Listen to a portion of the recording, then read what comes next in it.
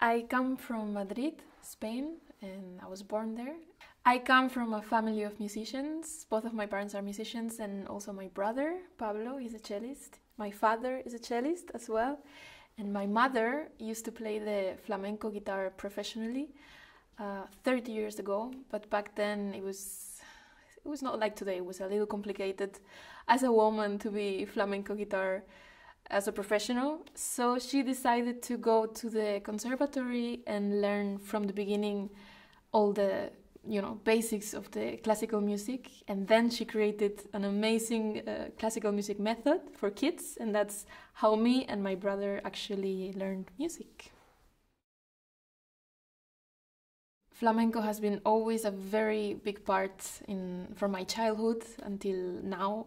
It is true that because my mother quit, we didn't really speak the flamenco language at home. It was more the classical music. But she used to do very funny things. When we were babies, she would put us to sleep with the rhythms of bulería, for example. Not so long ago, I actually decided to study it, to learn it, and to immerse myself into it.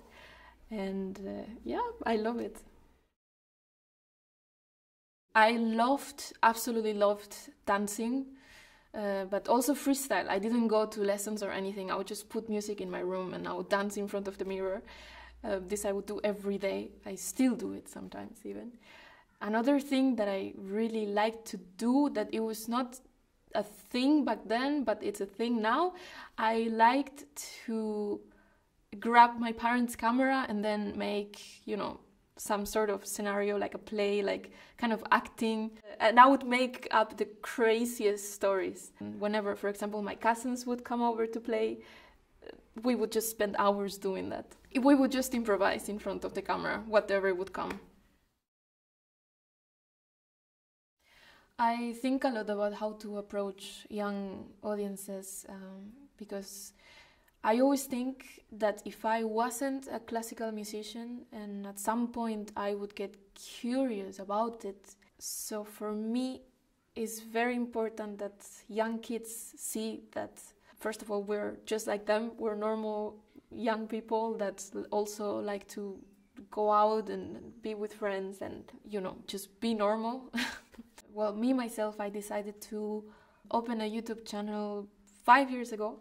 It's related to the thing that I said earlier, because as a kid, I like to sort of, be with a camera and speak. So I thought to myself 5 years ago, how can I do this, including classical music? And then I decided to just, put a camera in my room and not only play, but also explain what a practice day looks like, or what my upcoming viola exam is going to be.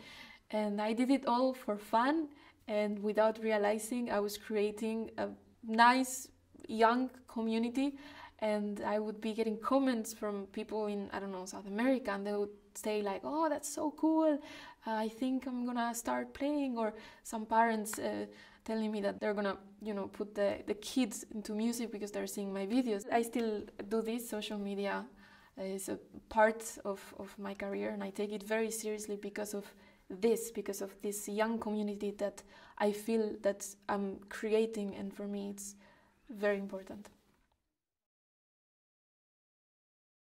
So for me, it's clear that my favorite composer of all time is Bach. This is 100% sure. But I would have to have dinner with Mozart. I would have to. I feel like I would absolutely get his sense of humor. I think we would get along quite well. Not that it has anything to do, but we were very close also on birthdays, and I believe a little bit in these things. I have a natural, weird connection with Mozart also when I play his music. Bach and Mozart, they both have to come for dinner. If I were not a musician, I would be either an actress, a dancer, or a chef. I would like to be a chef in an Italian restaurant because I love pasta.